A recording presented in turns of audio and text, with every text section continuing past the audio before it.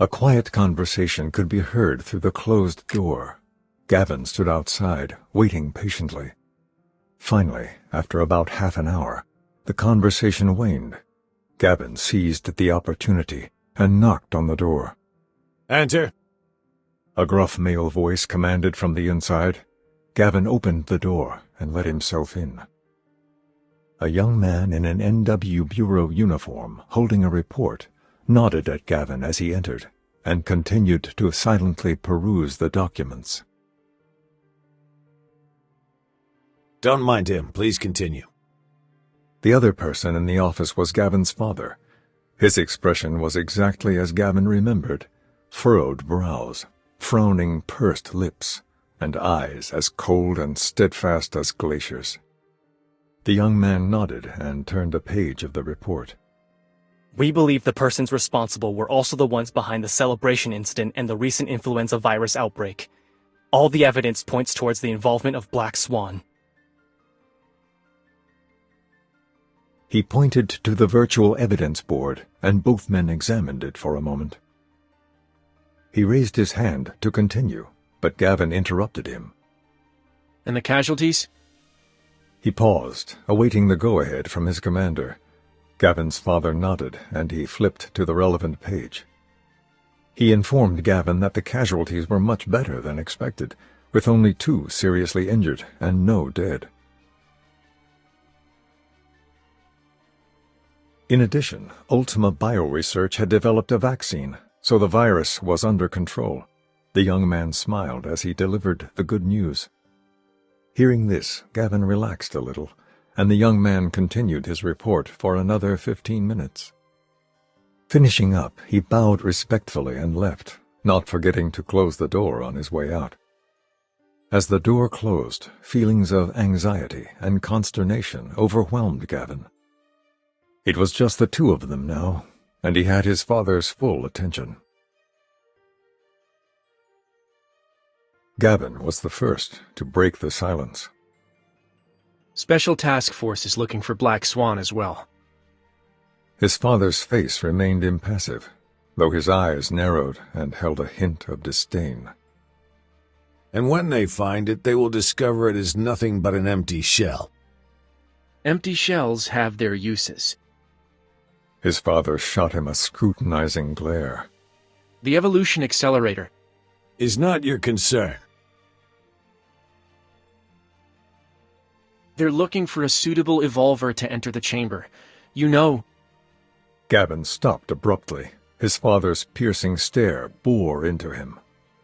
"Are you so eager to find her?" Gavin clenched his fist, trying to suppress his fury. Biting his bottom lip, he met his father's disdainful glare. "I know you're going to send someone to investigate. Let me go. I'm your best option." Outside the window, stars lit up the dark night sky.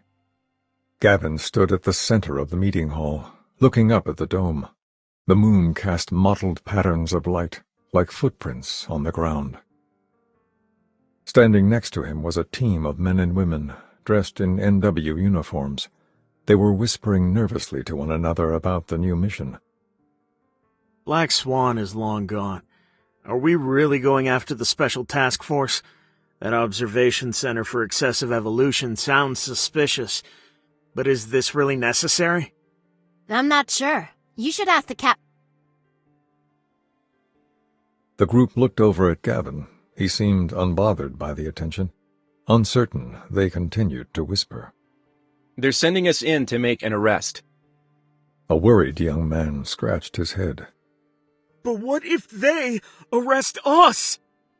The team burst into laughter, and the young man smiled sheepishly. "Relax. They're not going to arrest you." Gavin hesitated for a second, and was about to continue when a sudden noise was heard outside the door. Everyone froze in place.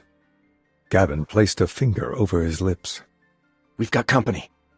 The clatter of heavy footsteps drew nearer, and it sounded like there were a lot of them. Gavin tensed up, unsure if he could take them out fast enough. With a bang, the door was forced open, and a group of people in white uniforms swarmed into the hall. Confused, each member of the NW team raised their weapon, one by one. Then, taking advantage of their confusion, Gavin clenched his right hand into a fist, shut his eyes tight, and tried to ignore the violent winds erupting around him. A cyclone of gales with him at their center blasted through space, tearing at friend and foe alike without reason. The dark winds swept the hall, dislodging the great crystal chandelier above, which came crashing down in the chaos. In the wake of the piercing screams, the howling winds, and the violent destruction, profound silence descended, and darkness engulfed the hall. Gavin grit his teeth, his body tense, and his calm eyes filled with determination. The black tornado surrounded him. He placed a trembling hand on his chest, but showed no signs of stopping it. Only when every person was prostrate on the ground, and the door had been ripped off its hinges, did he release his breath. In the wreckage of the moonlit hall, footsteps could once again be heard in the corridor beyond. These were not orderly footfalls, as the previous ones had been. Seeing the bodies strewn about the floor, Leto raised his hand, and 4 or 5 figures behind him entered the room and began to search the hall. A timid young man at his side erratically scanned the room. I can't believe we ran right into NW. When they ask... It was just a misunderstanding. Besides, it appears that both sides took a beating. Leto glanced at him. As for Gavin's disappearance, you got an answer for that, too? The man nodded eagerly. At that very moment, Gavin's body was located. 2 men carried him carefully over to Leto. Leto nodded towards the exit, and they carried him out. The hall fell silent once again. Leto took one last look at the moonlit devastation, and turned to leave the room. He awoke to a gentle breeze. The dark mist had cut off all visibility, and movement was impossible. Aside from that faint breeze, he felt nothing. Slowly, Gavin began to regain his senses. He could make out a blurry white light, and voices could be heard nearby. The evolution accelerator is almost ready. He's a very suitable candidate. You mean the evolution core? I thought it was already. He finally managed to open his eyes. Fragments of light came rushing in, and a quiet groan escaped his lips. The conversation ended abruptly.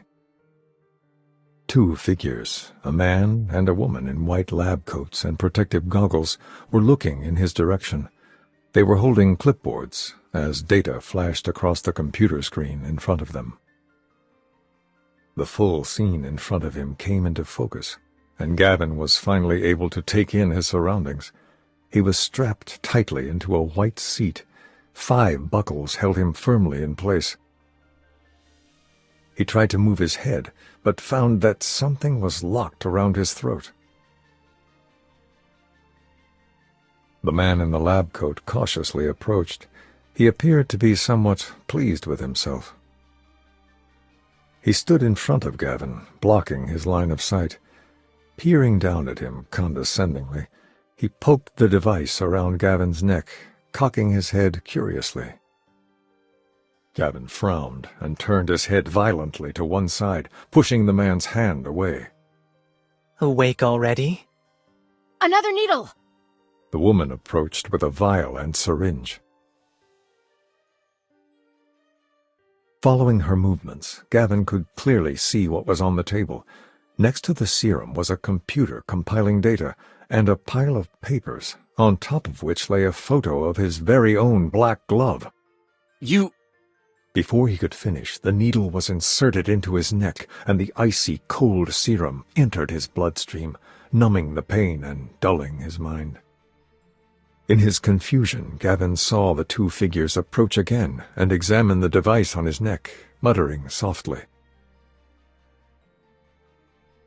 Their voices became muffled as his mind drifted further and further away. Everything became surreal, submerged in a thick fog which parted to reveal different scenes from his past. He saw a girl clutching a textbook hurrying down a corridor. Leaning against a tree, he watched her disappear into the distance. He watched himself place a bracelet in her hand. The golden ginkgo leaf dangled from her slender wrist. He saw her tears. Her outstretched hand reached for him as she begged him not to leave her. Finally, all the images combined into one, and he saw himself standing at the center of a control room, staring intently at his father. I have to go. At that moment, there was only one thought in his mind. He must get her back. He heard a brief sound, and the door was pushed open. Gavin did not bother to see who it was. He sat on the edge of the bed in silence. 2 pairs of black boots appeared in his line of sight. The observers cuffed him and half-pushed, half-dragged him out of the room. It had been 3 months since Gavin had arrived at the Special Task Force's observation center. Each week he would undergo 1 eval check, but recently it had increased to 1 check every 3 days. Still, the increased frequency of these checks had afforded him more opportunities to study his surroundings, and at that point he understood the layout pretty well. According to NW intelligence, the evolution accelerator was situated somewhere inside the observation center, though Gavin had yet to discover its location. However, Gavin kept pace with the observer ahead, his eyes fixed firmly on the floor. Many organizations had a tendency to hide their secrets underground, and he wondered if the Special Task Force had fallen into that very trap. He focused his gaze firmly on the ground, as though it could penetrate through to the accelerator. Lost in thought, he accidentally slammed into the observer in front of him. You! The observer cried out in pain and turned around, hurling a fist at Gavin. Gavin's eyes flickered, and he moved his head to one side, avoiding the blow. Instinctually, he lifted his shackled hands, smashing the man in the jaw and knocking him to the floor. The other observer, who had been trailing behind, rushed forward to subdue him. Anticipating the attack, Gavin was about to repeat the same move, but remembered his mission and lowered his guard, allowing the observer to push him to the ground. He had forgotten that he had been fitted with a controller, the contraption around his neck. Rubbing his chin, the first observer stood up, his eyes wary. Freak. Isn't he wearing a suppressor? How did he do that? Maybe the frequency is too low. Turn it up a bit?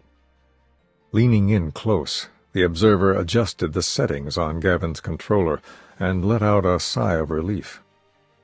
That should do it. Turned it up all the way. Gavin lay on the floor, their words coming and going, that indescribable noise in his mind growing louder and louder. The noise stretched his nerves to the breaking point, and his breathing became erratic. The pain ate away at him from the inside out. Indistinct figures entered his field of view. Deep within the snow-capped mountains, mechanical arms flailed under constant gunfire. NW troops surrounded him. He began to hear a girl sobbing. Finally, he saw her face. His heart skipped a beat, as though it were held captive. He struggled to breathe. Gavin lay on the bed, looking up at the white ceiling in the darkness. He closed his eyes and quietly listened to the faint vibrations transmitting in his ear. After a faint beep, the stud earring stopped vibrating, and he opened his eyes. Gavin sat up, blinking, and carefully recalled the message he had just received. The first batch of accelerator subjects has been decided. Your name is on the list. It made sense. More frequent evol checks, stricter monitoring. It appeared that the Special Task Force was just about ready. The stud earring made another sound, interrupting his thoughts. It vibrated intermittently for some time. Gavin gathered his wits and focused again on the vibrations, decoding each one in turn. Has been found. Gavin's eyes widened in disbelief. He lightly held his hand to his right ear to confirm the news. Finally, the stud earring stopped vibrating, and the room fell silent. Gavin sat on his bed, dumbfounded, powerful emotions playing across his face. Yes, it was her. In an instant, joy swept all emotions aside. He touched the cold steel of the stud earring to remind himself that he was not dreaming. It was real, and she was not involved in the evolution accelerator trials. In the darkness, Gavin breathed a long sigh of relief. He looked almost vulnerable, his head buried between his legs and his heart beating like a drum. Suddenly, he recalled the things he saw drifting in and out of consciousness that day. Images of the girl fighting alongside him, putting herself in harm's way for his sake. He had no memory of these events, but for some reason, they felt very real to him. Perhaps they were drug-induced hallucinations. Or perhaps, whatever the case, he would never let it happen again. He would always stand in front of her, protecting her, guarding her, forever.